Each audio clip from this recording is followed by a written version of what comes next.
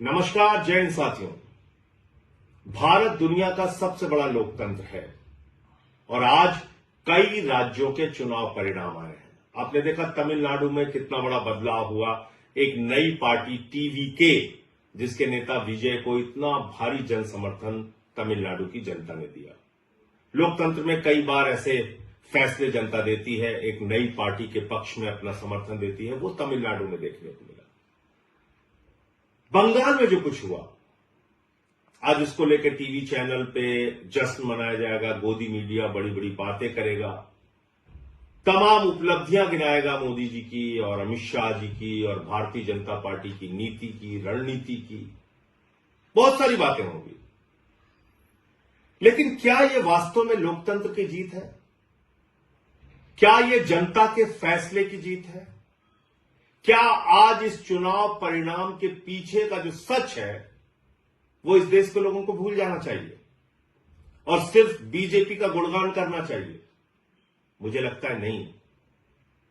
सारी चीजों का मूल्यांकन होना चाहिए।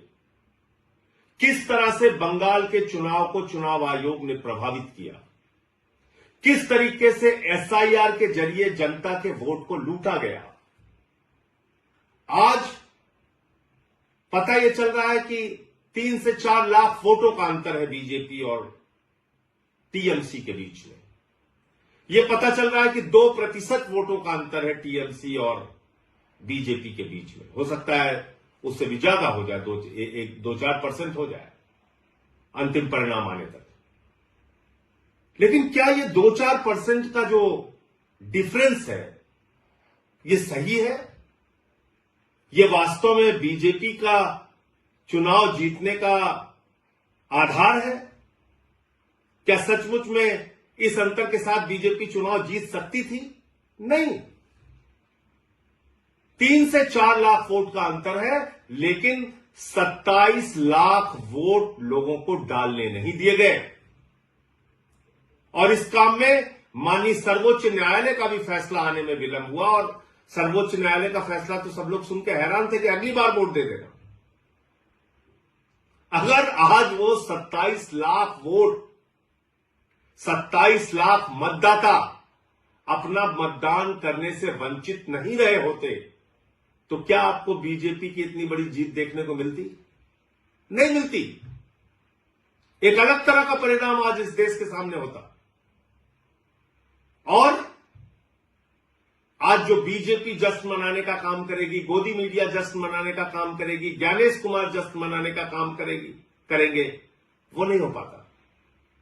लेकिन दुर्भाग्य से एसआईआर के जरिए लाखों मतदाता, 27 लाख मतदाताओं को वोट के अधिकार से वंचित कर दिया गया। तो ये जो बंगाल की जीत है भारतीय जनता पार्टी की, दरअसल ये लूट तंत्र की जीत है, लोकतंत्र की जीत नहीं है। कितनी गंदी भाषा का प्रयोग किया गया चुनाव में, प्रधानमंत्री के द्वारा, गृह मंत्री के द्वारा, बीजेपी के नेताओं के द्वारा।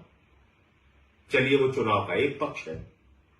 किस तरह से वहां पे केंद्रीय सुरक्षा बलों का इस्तेमाल किया गया, लगभग 2.5 लाख सुरक्षा बलों का वहां पर इन्फोर्समेंट किया गया, डिप्लॉयमेंट किया गया।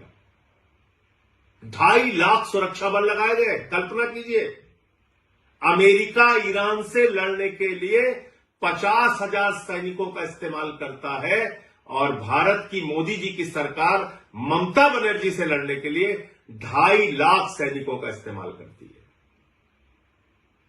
इतनी बड़ी दुश्मनी ये निभाई जा रही है। फिर इस चुनाव में यह भी प्रश्न उठता है कि किस तरह से विपक्ष के जो नेता थे, कांग्रेस पार्टी जो थी, राहुल गांधी जो थे, वो जाके वहां पे ममता बनर्जी को ही टारगेट कर रहे थे। 3 से 4% वोट उन लोगों ने भी काटा। वो एक अलग प्रकार का सवाल है। लेकिन इसमें आज टीएमसी की हार हो गई, ममता बनर्जी की हार हो गई और लोकतंत्र की जीत हो गई, ऐसा नहीं है। सच्चाई को छिपाया नहीं जा सकता। ये एसआईआर के घपले की जीत है, ये ज्ञानेश कुमार के घोटाले की जीत है, ये मोदी अमित शाह के द्वारा केंद्रीय सुरक्षा बलों के बेजा इस्तेमाल की जीत है, ये मोदी अमित शाह के इशारे पर चुनाव आयोग एजेंट बन के बीजेपी का जिस तरह से काम कर रहा था और वहां पर सरकारी अधिकारी चाहे चीफ सेक्रेटरी हो, डीजीपी हो, तमाम जिलों के अधिकारी हो, एसपी हो, डीएम हो, जिस तरह से उनको हटाया गया, ये उसकी जीत है, ये लोकतंत्र की जीत नहीं है। इसके अलावा भी दूसरी बात है, जनता से भी कई प्रश्न हैं। अब जैसे दिल्ली का चुनाव हुआ, दिल्ली के चुनाव में आम आदमी पार्टी ने जो वादे किए पूरा किया, उससे ज्यादा काम करके दिखाया।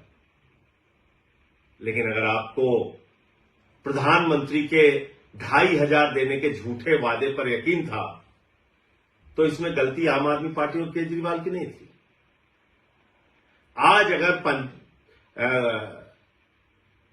बंगाल के चुनाव में, पंजाब के चुनाव में या दूसरे राज्यों के चुनाव में भारतीय जनता पार्टी जाती है, झूठे वादे करती है, उत्तर प्रदेश के चुनाव में, और उसका मूल्यांकन किए बगैर अगर आप उसको वोट करते हैं, तो इसमें उन पार्टियों की गलती नहीं है।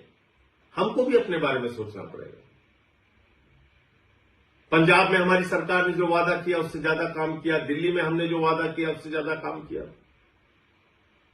लेकिन मोदी जी झाल मुड़ी खा के चुनाव जीत रहे हैं, झूठे वादे करके चुनाव जीत रहे, कह रहे 3,000 रुपए देंगे।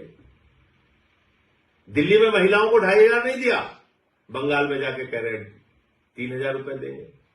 उनकी नफरत की राजनीति पे अगर आपको गुस्सा नहीं आता,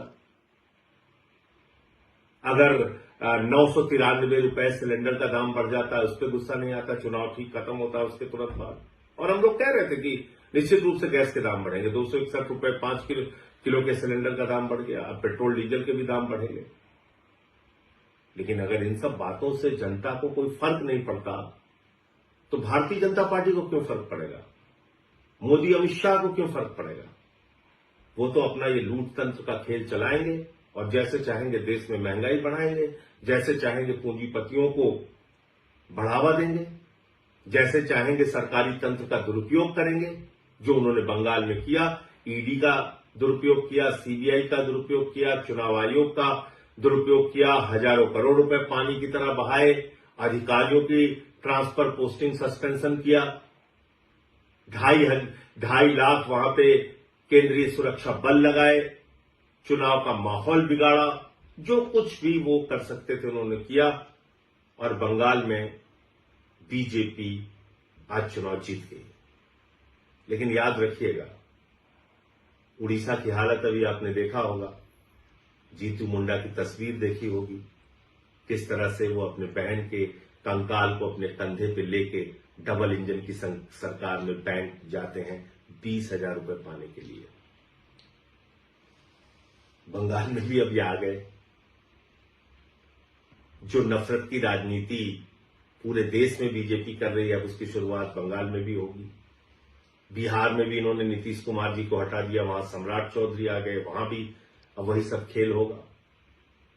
इन सब के पीछे आपके मुद्दे कहां हैं?